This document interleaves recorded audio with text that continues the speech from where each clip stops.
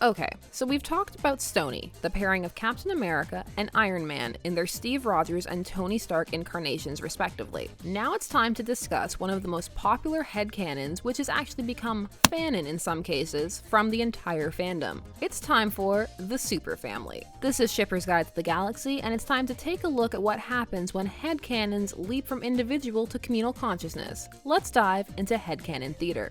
Following the boom of Stonyfix in 2007, there came a moment, I'm not sure when someone came up with the brilliant idea that Peter Parker was Steve and Tony's adopted son. This began occurring around the year 2012 for the beginning Manips and GIF storylines involving Garfield Parker in all his lanky glory. Works in the Superfamily can span all of Peter's life, from infancy to teenagedom, where he is super embarrassed yet proud of his famous and overprotective dads. He's not always adopted either. There is a fair bit of empreg in there, wherein either Steve or Tony gives birth to a little Peter Parker. This idea caught on and is now one of the staples of the Stony fandom. It's not huge, but it is acknowledged, and works in other parts of the fandom will sometimes include the Superfamily. A fun example are Spideypool fics, where Deadpool has to meet Peter's two iconic Avenger dads. Shenanigans ensue. As discussed in earlier vids, a headcanon is an idea or opinion about a fictional series that is true in one's head but has not been made canon fact. However, when an idea becomes widespread through a fandom, it then becomes fanon, which is when a specific fandom belief is accepted to the point where it becomes a widely accepted concept in the fandom, and in rare circumstances, fanon can actually be embraced by the original text creators and become part of the canon framework.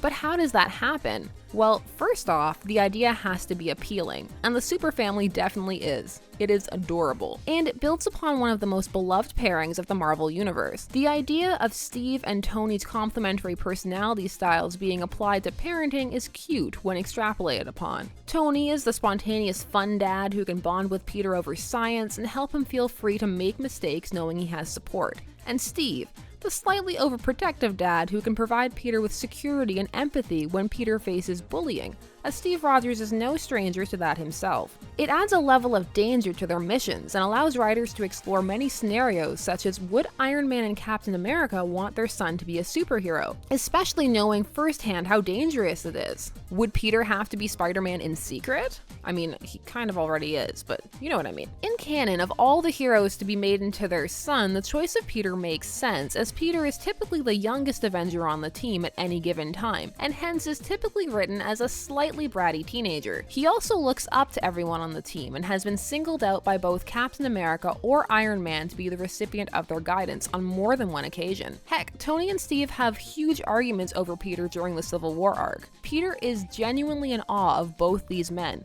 and looks up to them, so the transition to them being his parents is not actually as huge as it may first seem. In some ways, giving Peter a family is some fickers' way of just giving him a nicer backstory. Spider-Man has one of the worst canon lives in the Marvel Universe, and no amount of Aunt May can change that. And Andrew Garfield's Spider-Man portrayal and the movies that hails from were pretty angst-ridden as well. So if you're envisioning him, it also lends itself very well to the idea that he would need parenting and guidance. This particular branch of headcanon also attaches to another larger branch, that being the domestic Avengers. This is people who like the Avengers hanging out and doing regular stuff that families do. In that, Peter has more than just a super family of dads, he has a whole extended superhero family. The Superfamily is and was a fun way for people to tie the entire universe together in a way that the films hadn't up until a certain point. And who knows how far they'll ever be able to integrate all these universes. And I'm not just talking about Spider-Man, I'm talking about the Fantastic Four, the X-Men, all of that stuff. There's going to be some pretty convoluted property negotiations happening in the near future.